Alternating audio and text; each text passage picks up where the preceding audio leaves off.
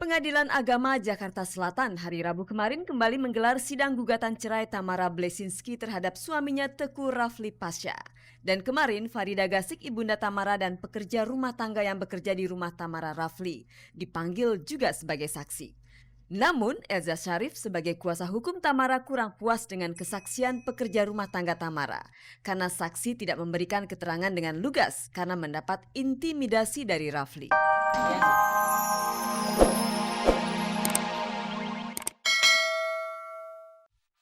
Halo Mirsa, selamat pagi dan apa kabar Anda? Senang sekali saya Nadia Mulia kembali menjumpai Anda tentunya di Ghostwatch. Gosip terdepan seputar orang ternama. Saya akan mengajak Anda untuk menjelajahi seluk-beluk dunia selebriti, menjaring gosip-gosip terpanas, serta membongkar fakta yang tersembunyi di balik gemerlap kehidupan selebriti. Dan pemirsa jangan sampai Anda ketinggalan kuis SMS Ghostwatch di mana Anda bisa mendapatkan 3 juta rupiah untuk 3 orang pemenang.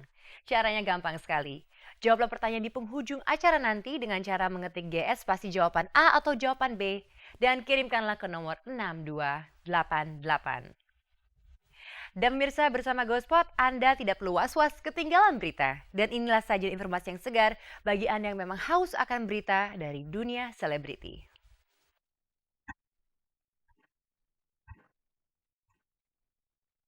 Sidang gugatan cerai Tamara Blesinski atas Teku Rafli Pasha hari Rabu kemarin kembali digelar di Pengadilan Agama Jakarta Selatan.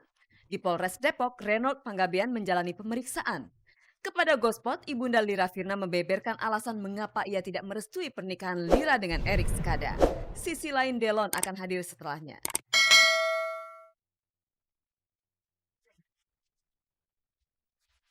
Pemirsa, sidang perceraian Tamara Blesinski dan Teku Rafli Pasha hari Rabu kemarin kembali digelar. Namun sayang sekali sebagai penggugat, Tamara Blesinski tidak hadir.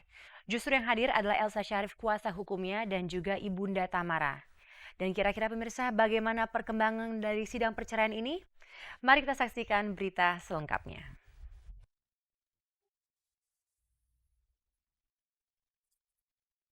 Pengadilan Agama Jakarta Selatan hari Rabu kemarin kembali menggelar sidang gugatan cerai Tamara Blesinski terhadap suaminya Teku Rafli Pasha. Dan kemarin Farida Gasik, ibunda Tamara dan pekerja rumah tangga yang bekerja di rumah Tamara Rafli, dipanggil juga sebagai saksi. Namun, Elza Syarif sebagai kuasa hukum Tamara kurang puas dengan kesaksian pekerja rumah tangga Tamara. Karena saksi tidak memberikan keterangan dengan lugas karena mendapat intimidasi dari Rafli. Ya seperti intimidasi ya, bukan diancam ya. Jadi ada tekanan secara psikologis. Sehingga tadi saya juga melihat anak kesaksiannya dia jadi seperti tumpul. Padahal fakta yang sebelumnya dia menjelaskan A, tapi sampai di sini dia jadi itu apalagi Rafli ikut nanya-nanya ke dia. Jadi membuat dia ketakutan.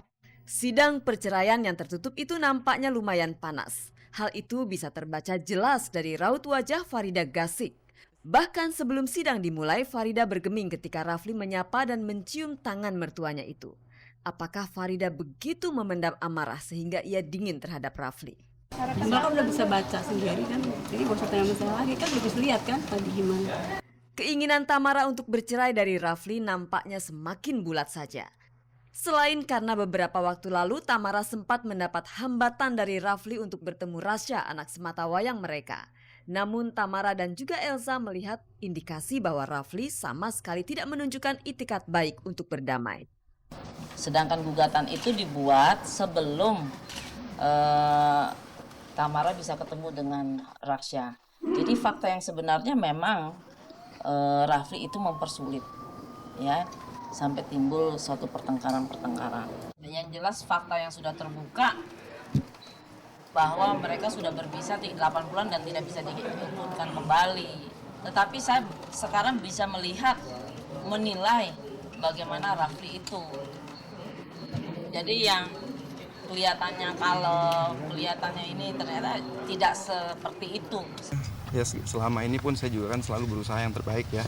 Kalau saya ngomong begini nanti kan juga pikir pembelaan atau apa gitu. Tapi intinya selama ini saya mencoba gitu untuk memprioritaskan yang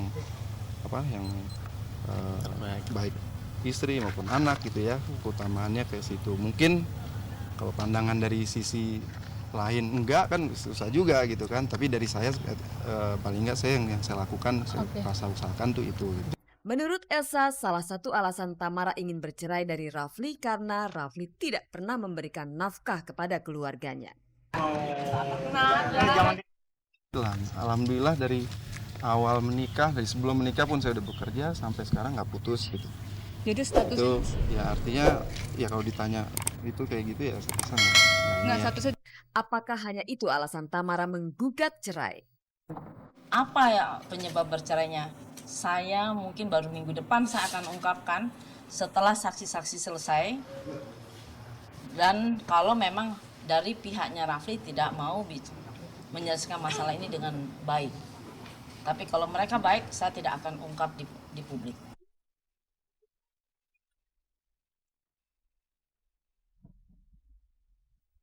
Bukankah menjaga biduk rumah tangga jauh lebih susah dibandingkan memulainya?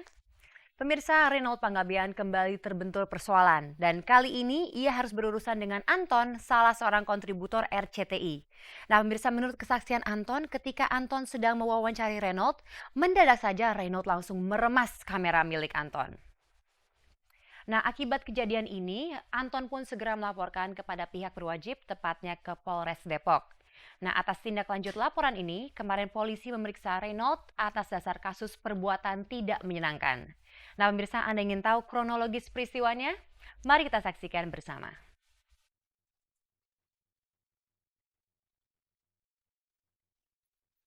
Reynold Panggabean belum bisa bernafas lega. Hingga kini ia masih terus disidik oleh pihak berwajib terkait dugaan pencabulan atas kedua pembantunya. Kali ini ia berurusan dengan Anton, koresponden RCTI. Kejadian itu berlangsung pada tanggal 21 Oktober lalu. Menurut Anton, Reynold telah meremas kameranya. Dan kemarin malam Reynold memenuhi panggilan kepolisian terkait pelaporan tersebut. Diduga melakukan perbuatan tidak menyenangkan. Ya nggak apa-apa, sah-sah aja. Makanya saya datang hadir ke polisi itu memberi keterangan kan. Awalnya kita datang dengan baik-baik menekan di bank. Saya Anton dari RCTI, ini kartu nama saya. Ketika saya berusaha mengkonfirmasi permasalahan tersebut dengan menghidupkan kamera, Reynold langsung berdiri dan meremas kamera saya. Nah, pas habis makan tiba-tiba ada yang gitu kayak nyorot kamera gitu ya, lampu, ya kaget juga, itu kaget aja.